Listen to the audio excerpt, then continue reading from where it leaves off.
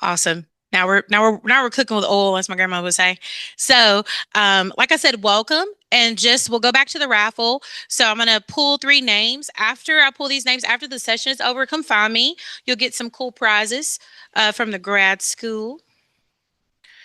Let's see, Shadahara Salzamar. I'm Saundharya. Okay, you're one of our winners. Congratulations, Repa. So Repai. Oh, sorry. Congratulations. And then Miguel Sesqua. I'm saying that wrong last name. Miguel. Last name Saquez. Yeah. Did I say it right, Miguel? I'm sorry. Oh, J. I'm sorry. It looked like an S. I'm sorry. I wear glasses, but it don't always help. So we got it. Those are my three. So if y'all find me after, we'll get you some prizes. And then, like I said about silencing your phones, quick Q&A at the end with our presenter, and then also filling out a quick feedback survey. And then you're welcome to take as many breaks as you need to. Guys, take care of yourself. This is a respectful, inclusive space for all. Let's support each other throughout the time here and be respectful. And so now I'm going to bring up our presenter and let him talk to you about strong recommendation letters. So give it up for our presenter, guys. Woo, yeah. Let me just use that mic. Yes, thank you. Thank you. Thank you. So I guess everyone can hear me over on Zoom, and this is recorded, correct? Okay, good.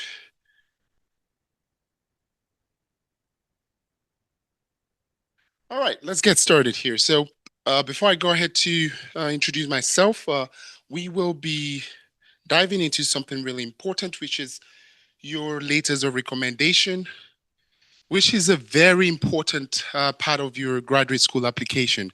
So if you're trying to even apply for a job, so far beyond graduate school, you need to get someone who knows a lot about you or somewhat something great about you to write. Well, we hope it's not the opposite.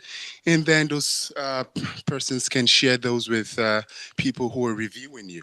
And this is the purpose of letters of recommendation. But I'd like to, how many people do we have on Zoom? Do you know? Okay, 60. Okay, so let me work with what I have in the room here. So if you're an undergrad, can I see your hands up? Undergrad. Okay, great. Graduate school. Okay, great. And staff. Great. And faculty. Great. Okay, so I'm the only faculty here. So, all right, great. So I like to know my audience before I start. This is important. That would help me pitch this better. So we are, most of us are in graduate school. Is there engineers here? Engineering? Okay, great. Good. All right, great. So now we will be talking. I just came up with this topic beyond the ask. So securing strong strategic recommendation letters. And my name is Chukwuzubelu Ufodike, an assistant professor and child at Walter Buchanan Faculty Fellow at the Engineering Technology Industrial Distribution Program at the College of Engineering. I also have a couple of courtesy appointments in mechanical engineering, multidisciplinary engineering, and School of Engineering Medicine. Most of my research will be around additive manufacturing. I work on the process side. So if you don't like process of things or you've didn't like thermodynamics at some point, maybe you two or 300 level classes, then we might not be friends, or we might be friends. Then I can teach you more on that. I like process of things, looking at, just fluid modelings and all that great stuff. So most of my applications, like I mentioned, will be in additive. So My name is very easy to pronounce. I spend the first 10 to 15 minutes of class every semester teaching my students how to say my name, so they don't see me walking and walk the other way because they don't want to ruin my name and get a terrible grade. But anyways, it's five syllables: Chu Ku Zu Bello. The last name, the U is silent, so it's Fodike. So I got my bachelor's in materials from Nigeria. That's where I'm originally from, and two of them of my masters, including my business M.B.A in Nigeria, and came over here to FSU and FAM for my third master's and then my Ph.D. Had industry experience and then moved to came to academia because I was trying to get my sixth degree, and I just figured out it was just best to stay in school and teach because I just liked going to school. After five schools, you would imagine that I love being around students and exams too. I don't know why you guys don't like taking exams though. I like it. So let's get to the business of today and just and focus on what we want to do, which is why recommendation letters are important. We want to understand the role it plays in competitive fellowship grants applications, which is perhaps why most of you are here. You want to see how to write strong competitive letters of recommendation. You want to learn how these letters can serve as an independent narrative-based validation for academic and personal merit, which is great. And we also want to know what makes the letters strong. So we meaning that we want to explore the anatomy of an effective letter, specifically storytelling, alignment to specific needs, and also to how we can make it very convincing, right? So, and how we can approach recommenders. I mean, as a faculty, I've had, I'll say, somewhat great ways where students have approached properly and terrible ways where students have approached, right? So I'm going to tell you how to get, to, do that correctly, right? So we will look at common pitfalls that you want to avoid, and I have a real example. Uh, a strong weak letters are juxtaposed, so we will like do some exercise to, and you will tell me some points what you think about this letters and which is good and which is bad. And we'll also that would be kind of our interactive exercise, how I can make you think like the reviewers, because we have a there's always a reviewing or uh, a reviewer committee that is set up to review applications, whether graduate school, scholarship, fellowship, funding, whatever it is, applications for jobs. There are reviewer committee that is set up. So I want you to think like that. Put yourself in their shoes and review your later, and then it will help you create a better approach on how you would like your recommenders to write your laters. Well, so why recommendation letters matter? Let's start with that.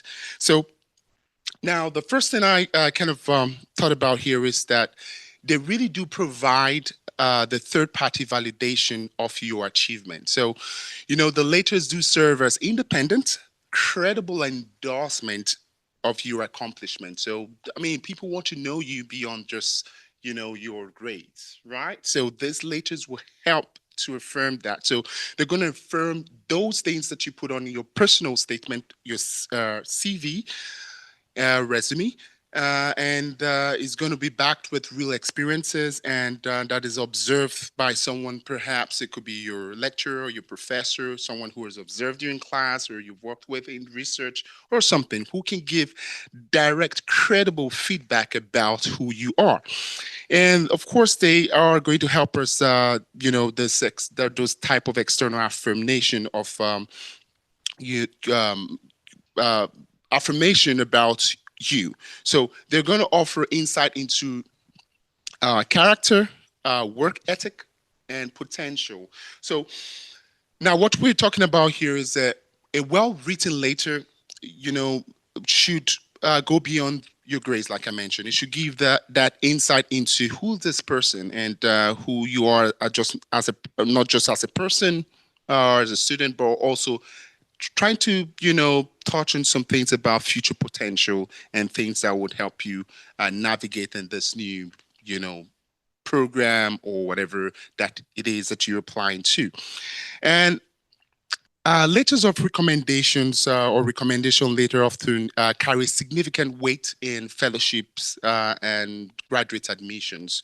And that's kind of what I mentioned earlier. So in competitive fellowship or grad programs, these leaders are not just secondary, they can be a decisive factor. So, for example, when applicants have similar academic profiles, the letters become that differentiating factor that we use to, I always use myself as we, meaning I'm acting right now as someone who has, and I've been in graduate admission panel. So I know this firsthand. So there are situations where we are trying to differentiate profiles. The grades are the same, and most things, everything checks out. And how can we really differentiate who is going to get this grant? And there's just one spot, right? Now, again, it's going to really help as well to distinguish applicants with similar GPAs or test scores, right?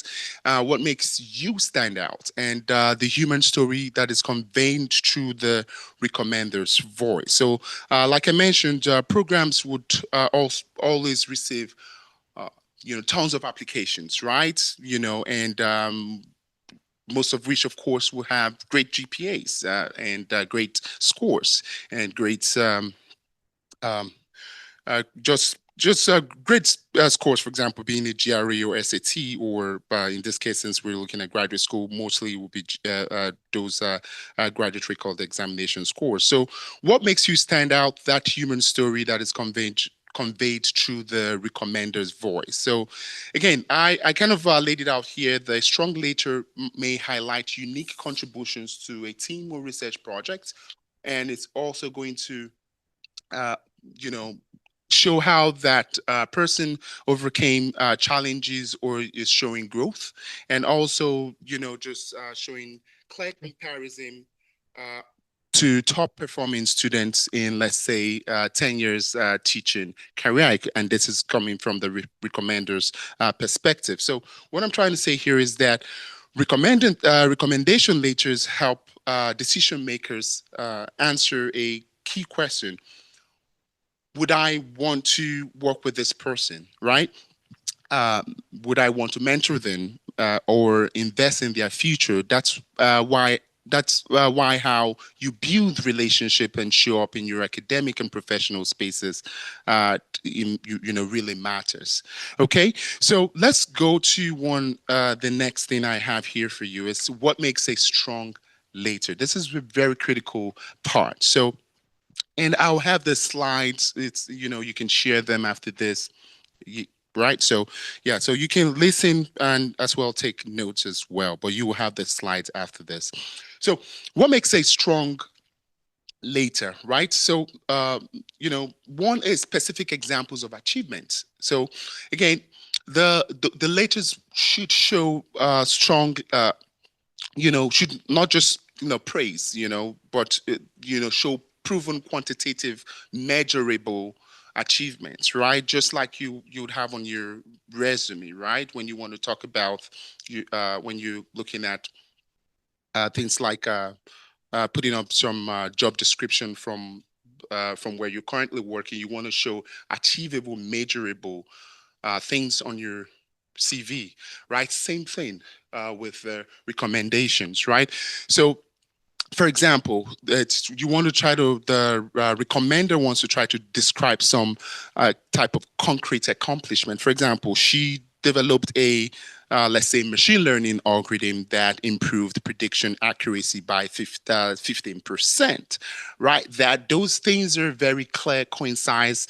For example, he redesigned the experimental protocol, reducing error rates by half, right? Those are very clear, descriptive, achievements that could go on your recommendation letters, right? Now, you also want to show, clear endorsement of the applicant's capabilities. Now, what this means is that those letters, the strong recommendation letters should uh, state, uh, some confidence very clearly, right? So, for example, I recommend this student without reservation, right? That is some, confidence, some clarity, right? Or you could be like, she's among the top 5% of students that I've mentored in the last 15 years, right? Those are very clear, right? So weak laters, on the other hand, would often, just use phrases like, I believe she might succeed, or he was a decent student, which raises red flags. So it shouldn't just be very, you know, broad, right? You should very coincide what has the student really achieved, measurable things that you can, things that are very clear, right? So the next is context. So context is, oh,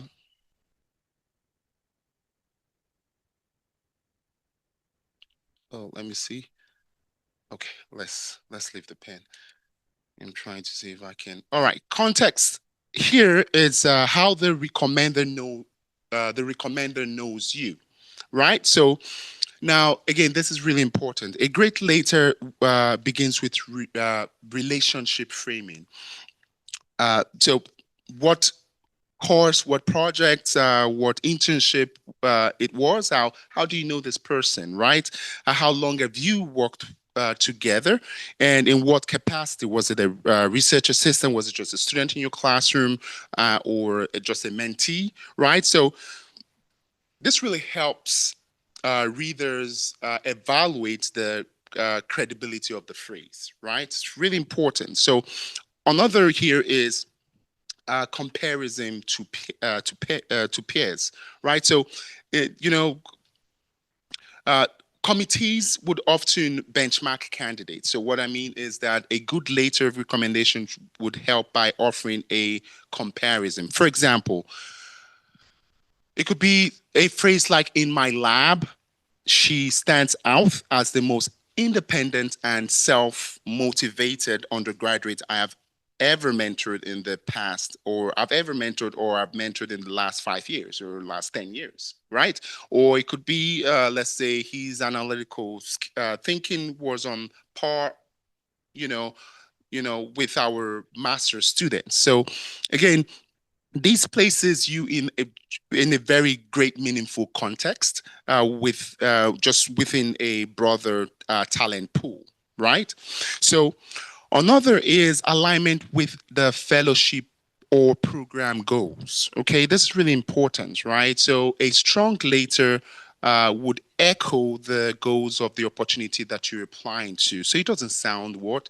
Generic. You don't want generic letters. You want it to be specific, coincides, and reflecting those goals of the app. It shows that you as a recommender went through the process or the pain of reviewing what the application is all about, and what the fellowship or what the funding is about, right? So uh, again, for things like leadership fellowship, you want to highlight things like communication, initiative, and influence, and that's what we as recommenders will do. So recommenders should really tailor their comments to the specific program criteria, and they should make it easy for them to, by just applying or um, supplying background information from the student or from the mentee, right? So let's look at the enthusiastic and tailored tone, right? So again, the a good letters should feel alive. They should reflect genuine admiration.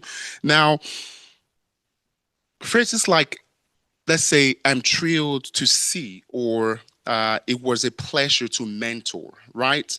Make the letters memorable, even for the readers, right? So you want to try to avoid letters that feel copy pasted and generic, and just generic phrases. For example, he was a hard worker and turned in assignments on time. I mean, everyone does this, right? So I mean, every regular student would do, turning their assignment on time. That's an expectation, right? So again, in that sense, a tailored tune would equal stronger impact, right? So think of a strong later like a I would say like a courtroom testimony, right? It has to be specific, contextual. It has to be confident and tailored to the jury, which in this case in the court system would be the review panel or the review committee. So that kind of evidence should be very persuasive, correct? So now let's go to uh, strategic timing and planning. This is critical, especially for you asking for the recommendation, right?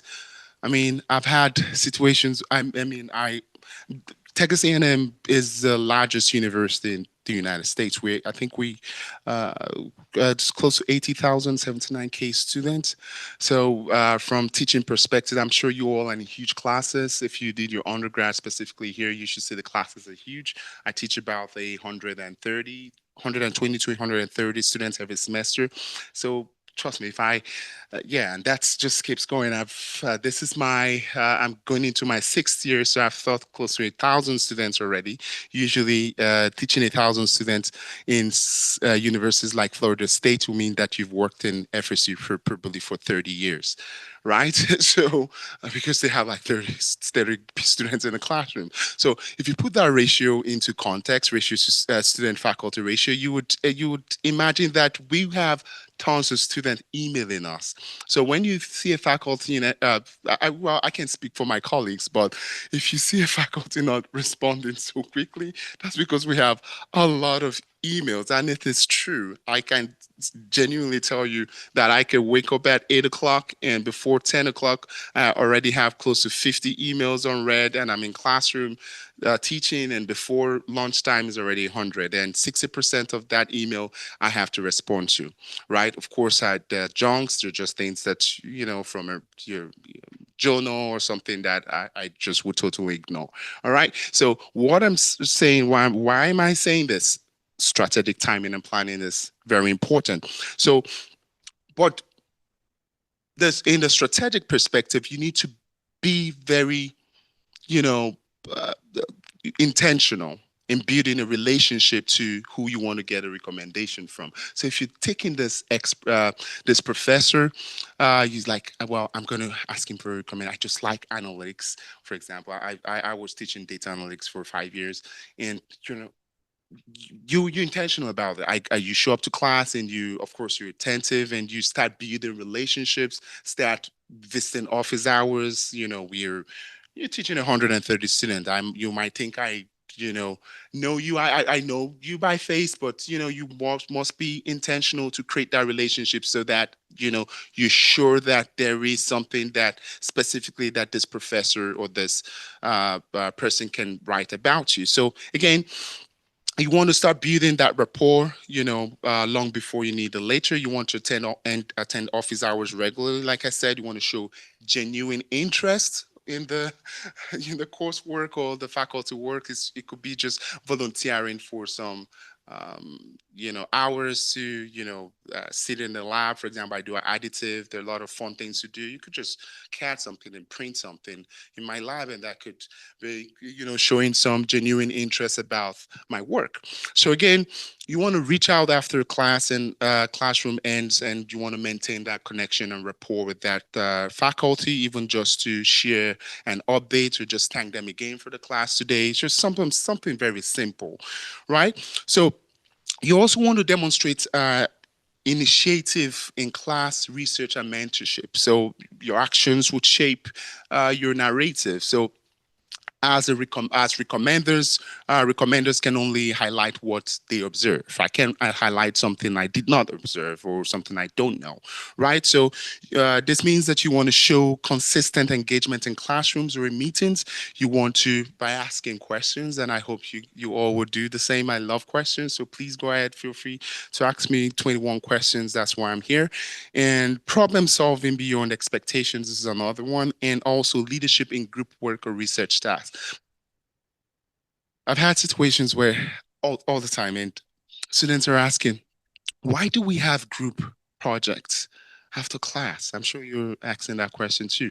But that's because at the end of the day, we're not teaching you to just learn stuff. We're teaching you to use them. So after now, you're going to be in workspaces where you are, whether you like it or not, you're forced, let me use that word, to work with people.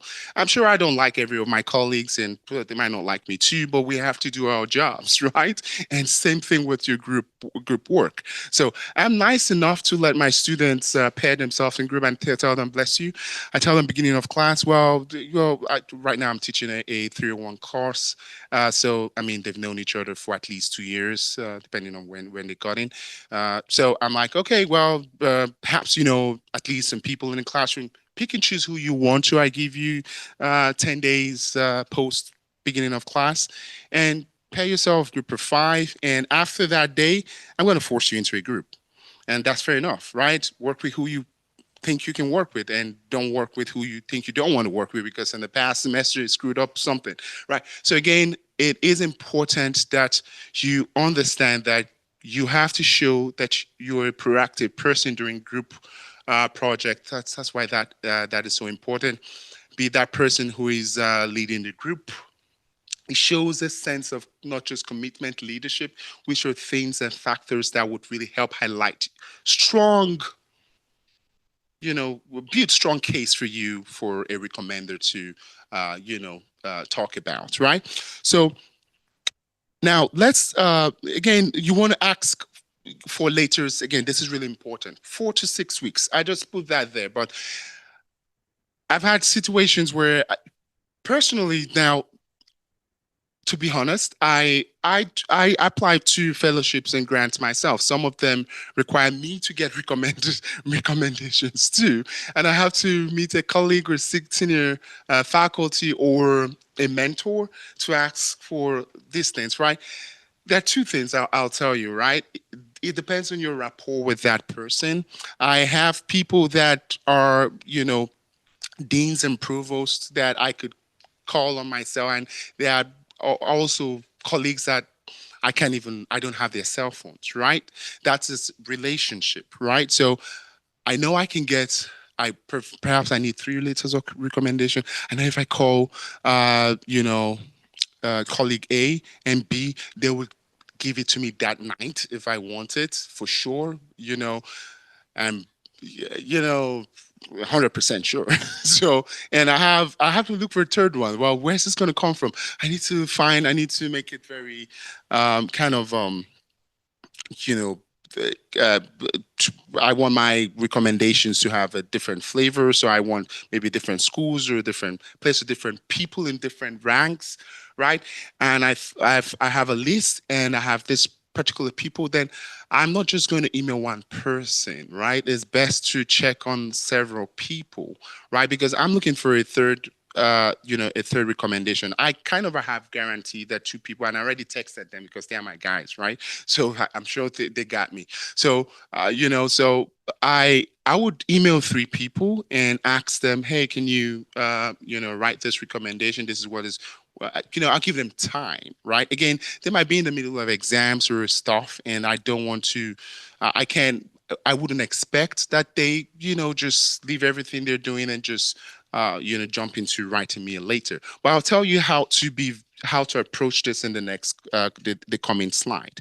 So again, like I mentioned, you want to give ample lead time, and you want to ask early. Last minute request is not going to help you. Is going to result in very vague laters, rush laters, or just a polite no, which I'm sure you don't want, right? So when asking for laters, you need to include things like deadlines, submission platform. It could be Interfolio, online portals, whatever, emails, or and also any forms or prompts that is required. Okay. Now, you also want to send reminders and updates early. 1 week, keep that reminder going. And think of this like planting and tending to a garden. I don't know how many of you like farming. I do like gardening. There's just it's not just microwaving some quick meal that you want to jump into. A good recommendation grows from consistent care, right? Not just a last minute favor, unless it's someone who knows you. Like I said, you've built 30 years relationship with 20. You call them at 2 a.m., right? So if you can call someone at 2 a.m., I think you can ask them for last minute recommendation later, right? Right. So anyways, so who should you ask? All right. Is everyone following? Okay, good. So who should you ask? So that's folks like me and academic faculty, but people who know you well. Aside my PhD students here, I pretty much don't, and my friend here, I pretty much don't know anyone in the room, right? So it has to be from someone who knows you well, right? So your ideal recommenders are professors who have taught you, just in a course or, a writing intensive course or upper division courses. They can speak to your intellectual growth, discipline, specific skills, and critical thinking. And you want to choose those who can write about how you engage with material and not just people who will speak about your grades. Okay. So research supervisors, right? Industry mentors can actually do that. People who can speak about your real world skills, teamwork, and leadership, problem solving under pressure. Somewhere you've done internship and things like that, right? So again, a stronger recommendation when tied directly to the field or when the program values practical experience would be very helpful for you, right? So you want to also avoid these unless of course exceptionally it has an exceptional impact, which is just using a general advisor or some administrative staff, or unless of course it could be a staff like your advisor, right? Or just employers outside your field, or just high-ranking officials. Just avoid that, right? So you want to prioritize quality of relationship over prestige prestige. You know, so just it should that prestige of title. You want to ask, can this person tell my story in detail and with enthusiasm? That those are the people you should ask for recommendation later, right?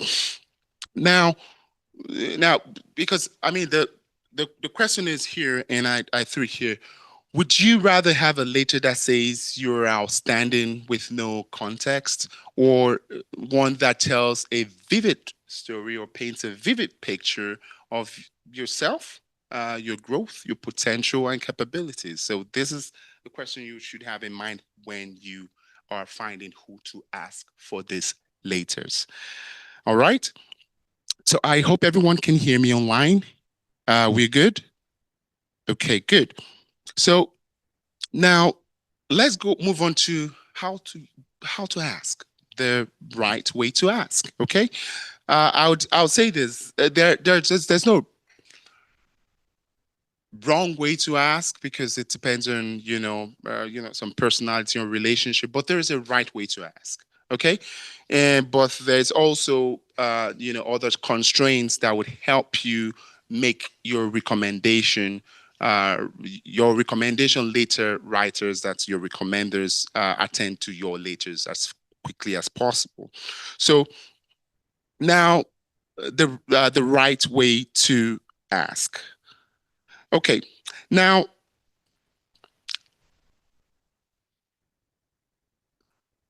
would you let me ask this question: would you feel comfortable writing me a strong letter with detailed letter of recommendation?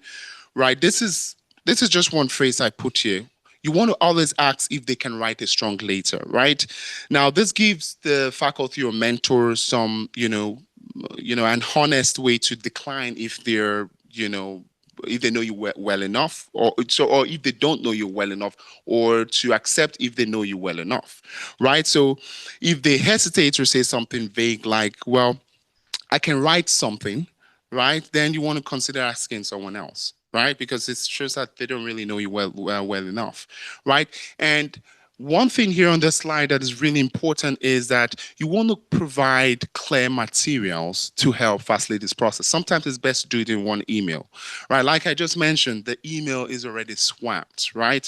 Having following the same thread would help, right? You think that, just it is swamped.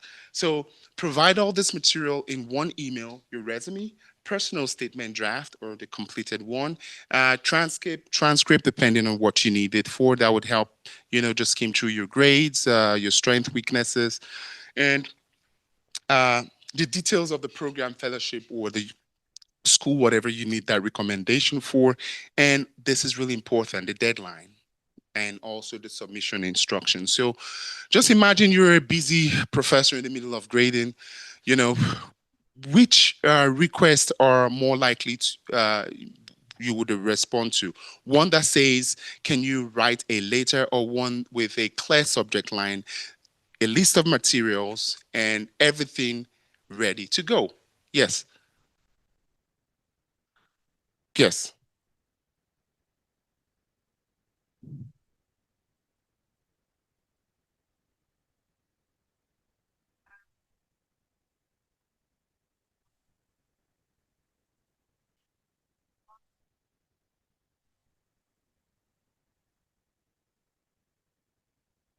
Hmm. All right. I'll need you to repeat the question. What I got from it is that the person is leaving a job currently. Okay. And can you rephrase it how you understood it?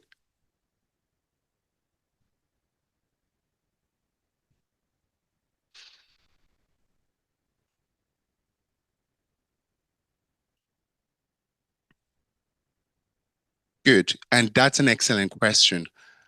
Stay away from generic letters of recommendation. Now, personally, if you ask me to write a letter of recommendation to whom it may concern, I decline. Yes, I would not write a letter to whom it may concern. So it means that you don't know where it's going to. It's generic. You just want me to say something nice about you. Well, letters or recommendations are very specific. So avoid that. You would trust me. There's always someone, and if you are afraid of, or a little bit hesitant of going back to get a letter of recommendation, that's why you need one now, then I think it's even best you don't go back. It means that there's something there that is not, that you go, because again, remember, some of these letters are two-way, meaning that you could have access to them and you wouldn't have access to them, meaning that you don't even know what they wrote about you. So I would not go back to somewhere I am kind of one feet in and one feet out and not sure what they would say about me. I would rather go for something. I mean, in statistics, we call it plus 95% confidence level, right? If you get into a plane, the pilot says, "Well, we're there's a 70% confidence we're gonna land this plane." Yeah, I mean, and the doors are still open. I'm gonna deplane. I don't know about you. I'd need a 95% confidence level in that in that instance to fly the plane, right? So I want to I want to keep that confidence level intact. Yes, please. Good.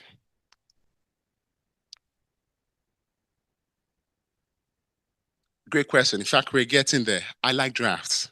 Personally, I like draft. I would ask you to write a draft and send that to me with your resume and personal statement. Depends, of course, depends on where the letter is going.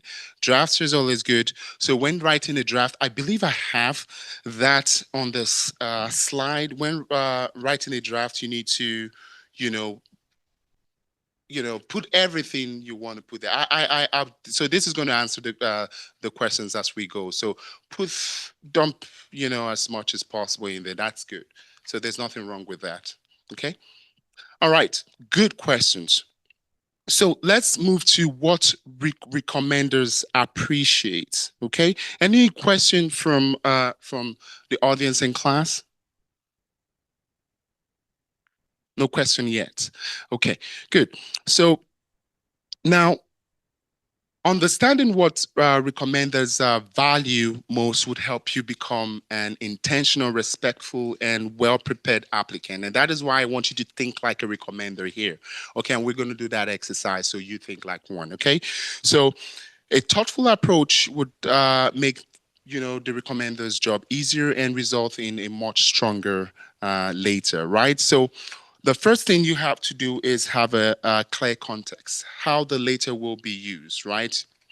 You want to help the recommender understand things like what opportunity that you're trying to apply for example. I'm sure I've did any of you apply for the NSF GROFP ever before? Did you get it? Okay, yeah, that's good. And did you reach back out to your recommenders to tell them you did not get the funding? Okay, good. That's something else we'll talk about. Always reach back, even if you get a negative feedback. So we shouldn't. Is I think personally as well. I think life is not about all about the wins. Failures are actually what makes up that whole story. It's more of the failures to the wins, if you agree with me. So I think someone once said, Jordan has taken so many shots and missed them, but no one is talking about those missed shots. But he has built a career for himself where we're just talking about the wins. But the failures, if you want to juxtapose, you would see that it was built over failure. So I tell my students a lot: get into the lab, make start failing. What was that? Yeah, start failing. So the earlier you start failing, that's how you build yourself up to a great researcher. That's how you start making great hypotheses about things, and because it's all built on failure, right? Not on because you're assuming that. Your hypothesis is that is it. It might be true, but there's something going on here, and that's why you're testing, right? So there's a huge chance that you fail. Even when we go to NSF and DOD to ask for funding, they always tell us one thing: high risk, high reward. What does that mean? I don't want to give you money if I think that you can get it done. I want to give you money for things that I think is impossible to work on, research that is innovative. That's why we want to go to Mars and Jupiter, hopefully, and all those things. So it's clearly impossible to do that, right? So always let your recommenders know that this didn't work out. That would help them if in fact it helps them, because if you come back, what I would do, I would go back to the last letter I gave to you and probably start figuring out what was wrong with that later. Maybe the later didn't really help you as much, right? So and it shows that you're trying to keep a rapport. All right. So again, so that what the opportunity is, why you're applying, and what you hope to gain, how their latest fit into your overall application strategy. And also, one thing that is important is to have bullet points of key topics to highlight. Okay, you want to give short, specific prompts to guide the narrative. Right, recommenders won't use these words. Of course, won't use this word for word like you mentioned, but it's going to help shape how we write this later, and just guide the whole the writing, right? And any relevant accomplishments or recognitions. For example, like you mentioned the question online, you want to put it the awards, scholarships, honors, and on their supervision, or from just anything, any major project that is completed in class, lab, and so on. You want to also give an honest timeline and gentle reminders. This is very important, gentle reminders. I know why I said that, right? So you want to be respectful of their time by providing exact deadline. Um, I think, especially I can say to this because apart from being a faculty, I think it is true that a lot of faculty really take the job because they want to be independent.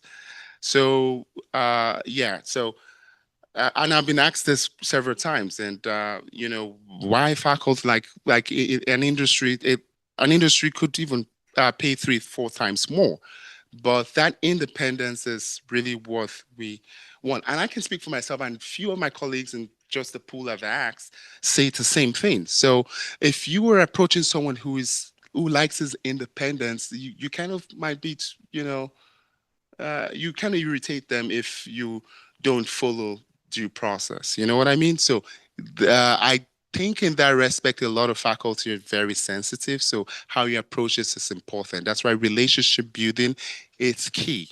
All right. So build that rapport, build that relationship. But we'll go through the rest of the slide really fast. So a 3-2 sentence, would help. Just to summarize, when will you submit your application and when the letters are due, and just follow up with that. So appreciation goes a long way too. So end every interaction with genuine thanks, right? And not just just after the letter was submitted. Okay, you want to go like thank you again, for this opportunity, and just for supporting my growth and for being part of this journey. Right now, let's go into something important: weak and strong laters. Right? What does a weak later look like? So these are traits. They're generic. Well. She was good. She was a good student. Just generic stuff. No specific examples, unclear relationships to the applicant, and it lacks enthusiasm and detail from the recommender, right? However, a strong latest trait would just include things that are very specific. For example, in my IDIS 450 course, um, uh, Chuku Zubelu, let me say I'm the student, led a team of 5 to redesign, you know, uh, a distribution, redesign a distribution center, and this increased, reduced, energy usage by 18%, right? And this was the best outcome in class, right? So again, this should be very specific performance compared to peers. You'd have to look at how this compares. For example, among 120 students I've taught in the last year, uh, she stands out and she's top 5%. Those things are specific. Alignment with the fellowship's mission, right? Then there's a confidence endorsement. It has to show that things like I strongly recommend her without reservation. Those things are very strong endorsement, should be there. So now, I want you to think like a reviewer now. We still have a couple of minutes, right? Okay, good. So now I want you to think like a reviewer now. These are two laters, right? So um, you're part of a fellowship review committee. Two candidates, Michael and Gabriel, have identical GPAs and similar resumes. Now, the only differentiator here, their latest or recommendation. And I will tell you, as someone who is always participating in panels and review committees, sometimes it boils down to this, because similar GPAs, same same programs. I mean, mechanical. So how do you differentiate them? Boils down to this. And on this first letter, it says Michael was a student in my supply chain analytics class. He's submitted all assignments on time and participated when called upon. I believe he would do well in graduate school. Right? Now, on the letter to my right, the letter for Gabriel, it reads, I had the pleasure of mentoring Gabriel in my computational design lab for 2 semesters. Gabriel designed a machine learning framework to optimize support structure in polymer additive manufacturing, a method we are now integrating into a larger research program. His ability to balance technical depth with collaborative spirit is rare among undergraduates I have worked with in the last 10 years. So now, one of these, of course, has a specific project and impact, clear mentor student relationship, and evidence of initiative and contribution. Superlative language, of course, and long-term endorsement, and this has no specific achievements. Just has a passive turn and no mention of the recommender's qualification or relationship depth, right? It fails to connect Michael's ability to the fellowship goals, right? So now I have a couple of questions for you here, and I'll ask. I think it's already obvious, but which applicant would you recommend for a fellowship interview, and why? Yes, and why? Put the other slide back on. You had all the details there on the right. Yeah, you can just tell me why from your own perspective. He had all the high points. I mean, he had all the I apologize, but he had all the merits there. Exactly. All right. So thank you. Good answer. So, what did you notice about the tone, the detail, and specifics of both letters that I just showed? Yes.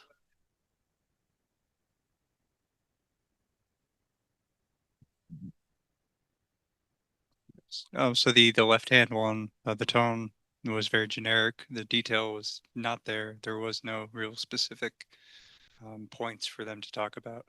Whereas the right hand one, all those things were there. Good. Good. Thank you. And what assumptions can you make about each applicant's potential? Just based on what you saw.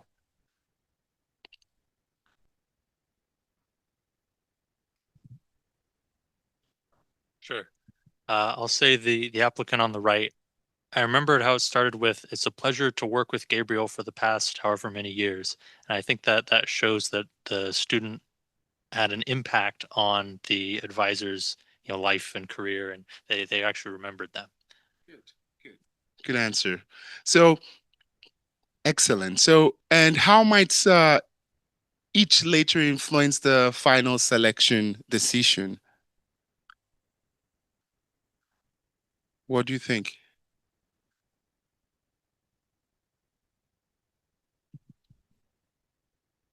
So the letter on the right, it had more details and it gave the reviewer like more perspective on how the student's performance might be.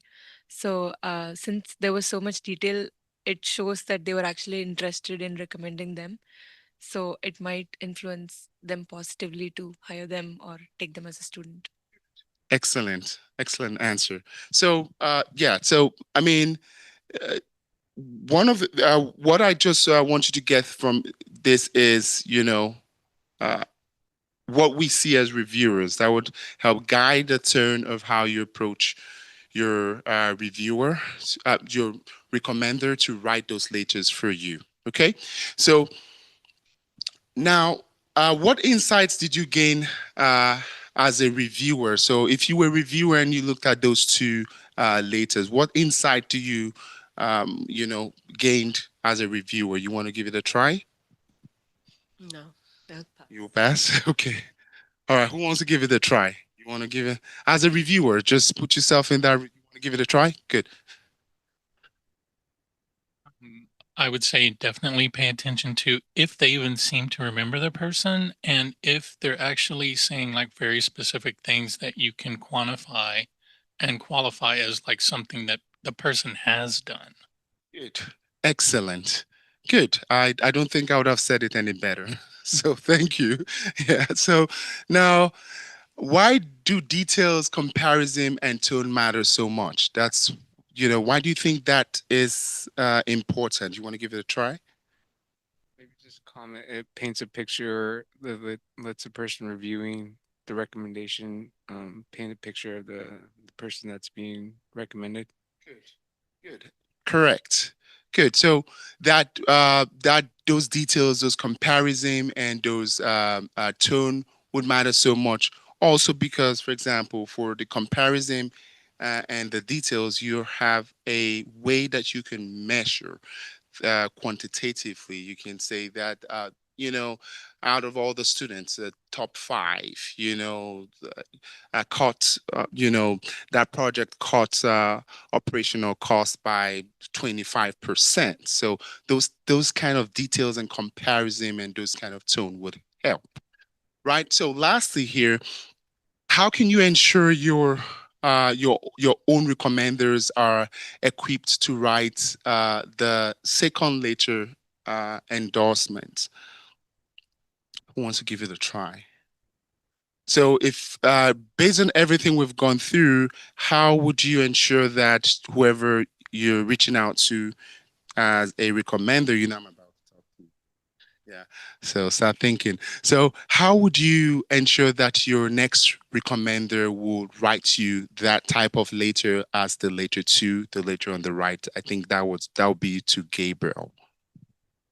I guess the that person you need to develop a good relationship with them. So like if it's a professor, then participate in class, go to the office hours. If it's someone in a lab, then show that you're taking initiative and wanting to do the work that is provided of you. Good. Some things, yeah. Yeah. And what would you do? Just tell me a few things that you do. Thank you. Excellent answer. Tell me a few things that you would do to make sure that your next recommender would be able to write you a recommendation, not just quickly, but have some very detailed things to say about you. Uh, yeah, give more time for writing the recommendation letter. Inform him beforehand, not just a day or 2 days before submitting the report. And yeah, provide him the transcript, CV, everything. Yeah, list. Yeah. Right. All right. So let's round up here. Now, thank you all for those very good answers. And before I go, I just this is what as faculties what we look for. We want to see that initiative, leadership, intellectual curiosity, research potential, or practical skills. Also, we're looking for alignment with future goals and growth over time. Now, these are things that we look for from my experience. I would, talk, details, more details about this, and just again, I'll give you my contact so you can reach out. Now, these are common pitfalls when asking someone you barely know. Don't do that. You want to wait until last minute. Don't do that. Failing to provide that context or those materials that I mentioned. Don't do that. Not following up. Don't do that. You follow up respectfully and giving some intervals with your follow up, and you want to, and also submitting generic or recycled letters. No, it's a no. Right? So again, this will be my final recommendation. You want to build authentic relationship with people, period, right? So you want to prepare, you want to have your resume, personal statement draft, transcript, clear deadlines, gives good ample timing, be proactive. Once you reach out to your recommender, you want to follow up with a thank you. You want to reflect on feedback from each application cycle. Like I mentioned, whether it goes well or doesn't go well, you want to let them know. Okay, that's important. Now, these are my contacts. I have I have a lot of videos on letters of recommendation and applications on YouTube. So I started making these videos like just over a year ago. I have a whole YouTube channel that would tell you about graduate school application, from even writing statement of purpose to letters of recommendations to how you can uh, write an academic resume. A lot of people don't know there's something called an academic resume and a industry type resume. They're different. So these things are important. Go to the YouTube and of course make sure you follow, not just go to the page. And also on Instagram, I have a lot of stuff there. So again, I'm trying to be just that faculty who has you know those social relationship out just outside classroom. So I have a tons of resources out there that helps, especially for grad students ace their graduate school application. So you can, of course, these are QR codes you can scan, and that would take you to my page. So these are my contacts. I will take questions, and then of course you can always reach me via email, and yeah, that will be the end of my presentation. for today.